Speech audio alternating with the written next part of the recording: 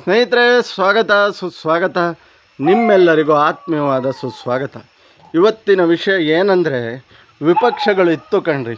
ಒಂದು ಕಾಲದಲ್ಲಿ ದೇವೇಗೌಡರು ಅಂದರೆ ಬೆಂಚ್ ತೊಟ್ಟಿ ಹೇಳ್ತಿದ್ರು. ವಿಪಕ್ಷಗಳಿಗೆ, ಆಡಳಿತ ಪಕ್ಷಗಳಿಗೆ ನೆಮ್ಮದಿಯಾಗಿ ಇರೋಕ್ಕೆ ಬಿಡ್ತಿರಲಿಲ್ಲ, ಭ್ರಷ್ಟಾಚಾರ ಆಗಕ್ಕೆ ಬಿಡ್ತಿರಲಿಲ್ಲ. ಆ ಥರ ವಿಪಕ್ಷಗಳ ಕಾರ್ಯ ಮಾಡ್ತಿದ್ರು. ಯಡಿಯೂರಪ್ಪನವರಿದ್ದರು, ಅವರ ಧ್ವನಿ ಇಡೀ ವಿಧಾನಸೌಧನ ನಡುಗಿಸ್ತಿತ್ತು. ಅಂಥ ವಿಪಕ್ಷಗಳಿದ್ದು. ಅದು ಇತ್ತೀಚಿನ ದಿನಮಾನಗಳಲ್ಲಿ ಕುಮಾರಸ್ವಾಮಿ ಅವರು ಇದ್ದರು. ನೆಮ್ಮದಿಯಾಗಿ ಪಕ್ಷಗಳು ಆಡಳಿತ ಮಾಡೋಕ್ಕೆ ಬಿಡ್ತಿರಲಿಲ್ಲ. ಅಂದರೆ ಅವರು ಅಧರ್ಮ, ಅವರು ಅನ್ಯಾಯ ಮತ್ತು ಭ್ರಷ್ಟಾಚಾರಗಳನ್ನು ಮಾಡಿ ನೆಮ್ಮದಿಯಾಗಿ ನಿದ್ದೆ ಮಾಡೋಕ್ಕೆ ಬಿಡ್ತಿರಲಿಲ್ಲ. ಆ ಥರದ ಈ ಮೂರು ವ್ಯಕ್ತಿಗಳು ಸಿದ್ದರಾಮಯ್ಯನವರು ಸಮೇತ ಹಿಡಿದು ಆದಿಯಾಗಿ ಅವರು ಮಾಡಿದಂಥ ಪಾದಯಾತ್ರೆ. ಆದರೆ ಇವತ್ತಿನ ವಿಪಕ್ಷಗಳು ಎಲ್ಲಿ ಕೇಳಿದ್ರು, ಯಾರೋ ವಿಜಯೇಂದ್ರವರು ಅವರು ಭಾರಿ ದೋಸ್ತಿ ಅಂತೆ, ಮತ್ತಾರೋ ಆರ್ ಅಶೋಕ್ ಅವರಿಗೆ ಅನುದಾನ ಜಾಸ್ತಿ ಹೋಗಿದೆ ಅಂತೆ. ಅನುದಾನ ತಾಳಿ ಹೋರಾಟ ಮಾಡಿ ಜನಗಳಿಗೋಸ್ಕರ ಗೆದ್ದು ಬಂದಿದ್ದಾರೆ. ಆದರೆ ರೈತರು ಹೋರಾಟಗಳಲ್ಲಿ ಒಂದು ತಲೆದೋರ್ತಾ ಇಲ್ಲ. ವಿಪಕ್ಷಗಳು ರೈತರು ಹೋರಾಟಕ್ಕೆ ಬಿಡದೆ ಹೋರಾಟಕ್ಕೆ ಸರಿಯಾದ ಹೋರಾಟಗಳಾಗ್ತಾಯಿಲ್ಲ. ನಿಖಿಲ್ ಕುಮಾರಸ್ವಾಮಿ ಒಬ್ಬರೇ ಹೋರಾಡ್ತಾ ಇದ್ದಾರೆ.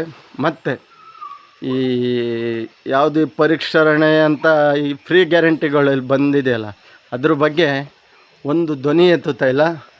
ಆಗ್ತಿರೋ ಅಭಿವೃದ್ಧಿ ಕಾರ್ಯಗಳು ನಿಧಾನಗತಿಯಲ್ಲಿ ಸಾಗ್ತಾಯಿದ್ರು, ಒಂದು ಧ್ವನಿ ಎತ್ತುತ್ತಾ ಇಲ್ಲ. ಅಲ್ಲಿಗೆ ಅರ್ಥ ಮಾಡ್ಕೊಳ್ಳಿ, ವಿಪಕ್ಷಗಳು ಇರೋವಂಥ ಸ್ಥಾನದಲ್ಲಿರುವಂಥ ಆರ್ ಅಶೋಕ್ ಅವರು, ಹಾಗೆ BY ವಿಜಯೇಂದ್ರ ಅವರು. ಕೇಳ್ತೀನಿ, ನೀವು ಇವ್ರ ಜೊತೆ ಅಡ್ಜಸ್ಟ್ಮೆಂಟ್ ರಾಜಕಾರಣ ಮಾಡ್ತಾಯಿದ್ದೀರಾ? ಯಾಕೆ ಈ ಮಾತು ಕೇಳ್ತಾಯಿದ್ದೀನಿ ಅಂದರೆ, ಧ್ವನಿ ಎಲ್ಲಿ ಸರ್? ಯಡಿಯೂರಪ್ಪನವರ ಧ್ವನಿ ಎಲ್ಲಿ? ಬೆಂಕಿ ಅಂತ ಧ್ವನಿ ಇತ್ತು. ಸಿದ್ದರಾಮಯ್ಯನವರ ಧ್ವನಿ ಇತ್ತು ವಿಪಕ್ಷದಲ್ಲಿದ್ದಾಗ. ಕುಮಾರಸ್ವಾಮಿಯವರ ಧ್ವನಿ ಇತ್ತು. ಆದರೆ ಇಂದು ನೀವು ವಿಪಕ್ಷ ಸ್ಥಾನದಲ್ಲಿ ಕೂತಿದ್ದೀರಾ, ಆದರೆ ಧ್ವನಿ ಇಲ್ಲ. ದಯವಿಟ್ಟು ಜನಗಳನ್ನು ನಿಮ್ಮನ್ನು ನಂಬಿ ಓಟ್ ಹಾಕಿರ್ತಾರೆ, ನಮ್ಮ ರಾಜ್ಯಕ್ಕೆ, ನಮ್ಮ ಜನಗಳಿಗೆ ಒಂದು ಒಳ್ಳೇದು ಮಾಡ್ತಾರೆ ಅಂತ. ಆದರೆ ವಿಪಕ್ಷ ಸ್ಥಾನ ತನ್ನ ಕಾರ್ಯವನ್ನೇ ಮರೆತಂಗಿದೆ. ಆ ನಿಖಿಲ್ ಕುಮಾರಸ್ವಾಮಿ ಒಬ್ಬರು ಏನು ಹೋರಾಡ್ತಾರೆ, ಹಾರಾಡ್ತಾರೆ, ಬಿಡದಿಗೆ ಹೋಗ್ತಾರೆ, ಅಲ್ಲೇನಾಗಿದ್ರು ಅಲ್ಲಿ ಹೋಗ್ತಾಯಿದ್ದಾರೆ ಬಿಟ್ಟರೆ. ಆದರೆ ನೀವು ಆರ್ ಅಶೋಕ್ ಅವರಾಗಲಿ, BY ವಿಜಯೇಂದ್ರ ಆಗಲಿ, ಗಟ್ಟಿ ಧ್ವನಿಯ ವಿಪಕ್ಷಗಳ ಕಾರ್ಯಗಳು ಬರ್ತಾಯಿಲ್ಲ. ಯಾಕೆ ಈ ಮಾತು ಹೇಳ್ತಾಯಿದ್ದೀನಿ ಅಂದರೆ, ಎಷ್ಟು ನಿಧಾನಗತಿ ಸಾಗ್ತಾಯಿದೆ. ಪರಿಷ್ಕರಣೆ ಅಂತೆ ಇವ್ರದ್ದೇನೋ ಫ್ರೀ ಗ್ಯಾರಂಟಿದು ಮೊದಲೇ ಮಾಡಬೇಕಾಗಿತ್ತು ಕಣ್ರಿ. ಈಗ ಜನಗಳು ಪೇಪರು ಕಾಗದ ಇಟ್ಕೊಂಡು ನಿಮ್ಮ ಮನೆ ಮುಂದೆ ಕಾಯ್ಬೇಕಾ? ನಾಚಿಕೆ ಆಗಲ್ವ ಇದನ್ನೆಲ್ಲ ಮಾಡೋಕ್ಕೆ? ಏನೋ ದುಡ್ಡಿದ್ದವರು ಹೋದವರು ದುಡ್ಡು ಕೊಡ್ಸರಿ ಮಾಡಿಸ್ಕೊಂತಾರೆ. ಆದರೆ ಬಡ ಜನ ಏನು ಮಾಡಬೇಕು? ರೈತ ಮಹಿಳೆಯರು ಏನು ಮಾಡಬೇಕು? ಹಾಲು ಮೊಸರು ಕರೆಯೋದು ಎಲ್ಲ ಇರ್ತವೆ. ಅವನ್ನ ಬಿಟ್ಟು ನಿಮ್ಮ ಮನೆ ಮುಂದೆ, ನಿಮ್ಮ ಆಫೀಸ್ಗಳ ಮುಂದೆ ಕೈ ಹಿಡ್ಕೊಂಡು ನಿಂತ್ಕೋಬೇಕಾ? ಜನಗಳಿಗೋಸ್ಕರ ಆಗೋಂಥ ಕಾರ್ಯಗಳು ಮಾಡಿ. ಅದು ಆಗಲಿಲ್ವಾ, ಮಾಡೋಕ್ಕೆ ಹೋಗ್ಬಿಡಿ ಅಂಥವನ್ನ. ಅದ್ರ ಬಗ್ಗೆ ಎಲ್ಲ ಧ್ವನಿ ಎತ್ತ ವಿಪಕ್ಷಗಳು, ಗಟ್ಟಿಯಾದ ವಿಪಕ್ಷ ಮರೆಯಾಗಿದೆ.